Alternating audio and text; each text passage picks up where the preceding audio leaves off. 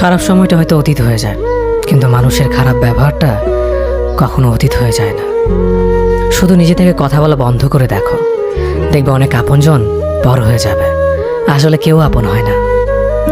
যারা তোমার ক্ষতি চায় তাদের আঘাত করবে না, তাদের সামনে একটু হাসি মুখে বাঁচবে। দেখবে তুমি আঘাত করলে যা কষ্ট পেত, ওরা তার থেকেও বেশি কষ্ট পাবে। যত মিশবে ততই মানুষ চিনবে, অভিনয় যে কত প্রকার হয় তা বুঝতে পারবে। সবাইকে তোমার সত্যতা জানানোর দরকার নেই, যে যা ভাবে তা নিয়ে সমালোচনা করতে দাও। বেঈমান মানুষগুলো কখনো অপরিচিত মানুষ হয় না, খুব কাছের মানুষগুলোই বেঈমান হয়। মানুষ চেনা শুরু করলে এমনিতেই বন্ধুর সংখ্যা কমে যাবে, এটাই বাস্তব।